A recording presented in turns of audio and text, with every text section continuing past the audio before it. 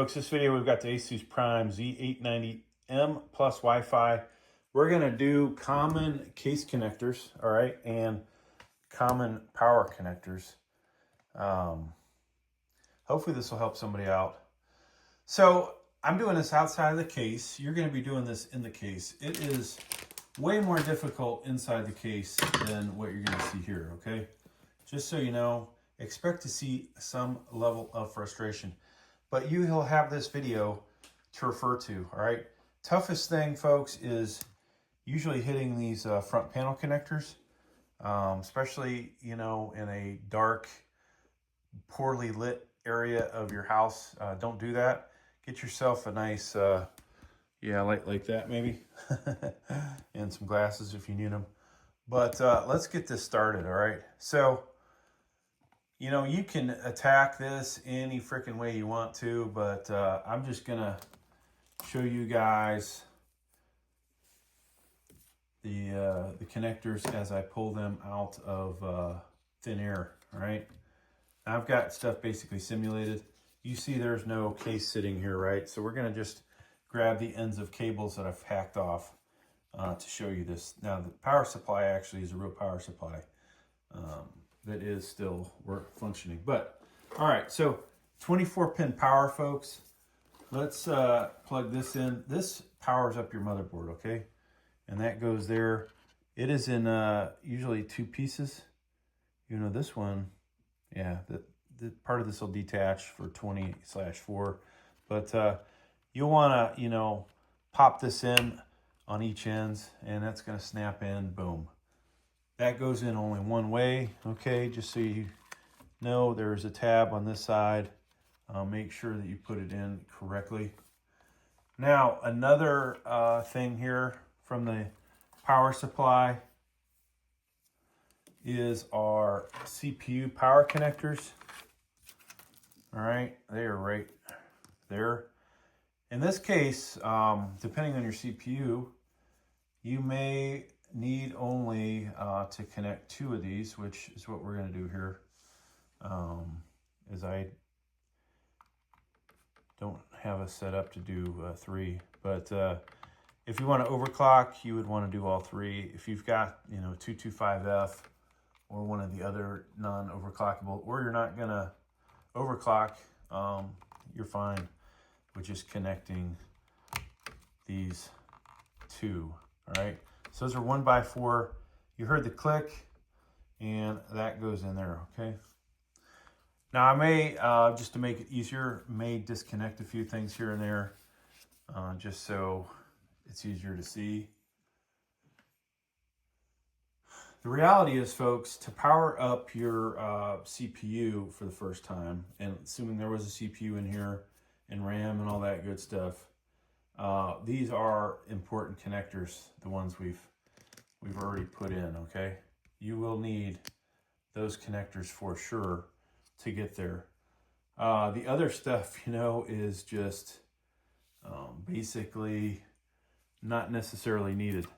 I will be able to power this motherboard up by just using a flathead and touching the 2 pins that make up the power switch, all right? For most of you, I don't recommend that. Some of you probably are, you know, possibly could drop that screwdriver into your motherboard and damage stuff.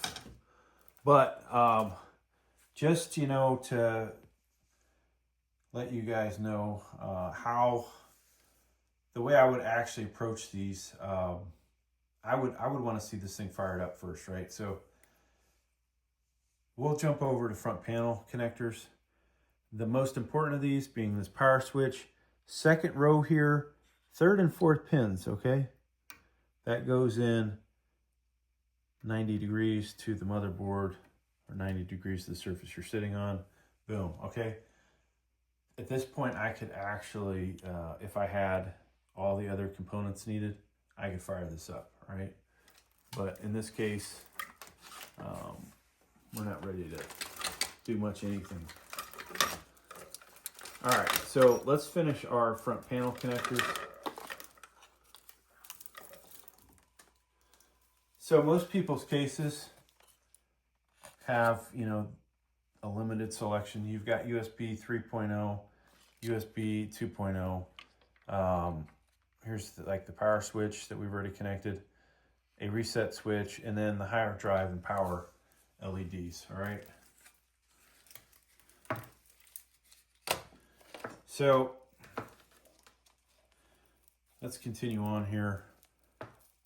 In front of that guy is the reset switch.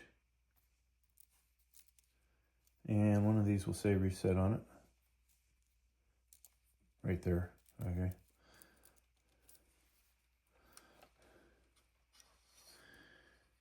Now some of these are easier than others. Boom, that's in, all right. Now the one on the back row, we'll do that next. This one actually is a little more difficult. These are your power LEDs, positive, negative. Positive is going to be on the left, negative on the right. And we'll come in here, and this is the one where you're going to have difficulties probably doing this inside your case in the dark, all right? Now, what happens if you don't connect that at all? Then you just won't see the power LED on your screen. Nothing else is going to happen. HDD LED, or you will not see the power switch on your front panel. And that is that, folks, all right? Now, also, our front panel has this USB 3.2. We're going to plug that in. Notice there's a cutout here on the outside, and this has a protrusion. That guy's going to go in there. Make sure you do this carefully and don't bend the pins, right? Boom, that's in. Since we're over here, assume that you had a Type-C connector on your front panel. You'd have this. Obviously, the one I showed you did not. And so your case would have that, right? We would plug that in. Boom, that goes in only one way, okay? So be gentle.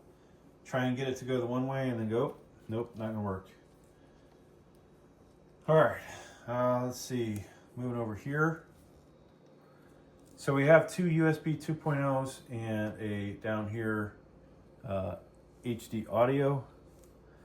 Let's see which one I grab first. HD audio. Notice one of the holes is filled in. Over here, one of the pins on the back row is missing. That second one from the right. So this goes in like so.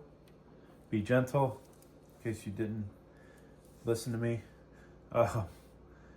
USB 2.0, this pin is missing, and just so happens front row is missing. And so we line that up like so. All right, so that is good. Now, if you have a fan header, okay, from your case, probably gonna have a few of these. This guy would plug in right here, one of these spots. Just don't plug into the ones in the back for the CPU cooler. We'll do that in a separate video, but it's very similar to the way I'm doing this. This is where I wish I had my glasses on. So you gotta be gentle with this stuff. These go in only one way, and voila, okay? That's gonna do it for this video, folks. Please like, please subscribe, thank you.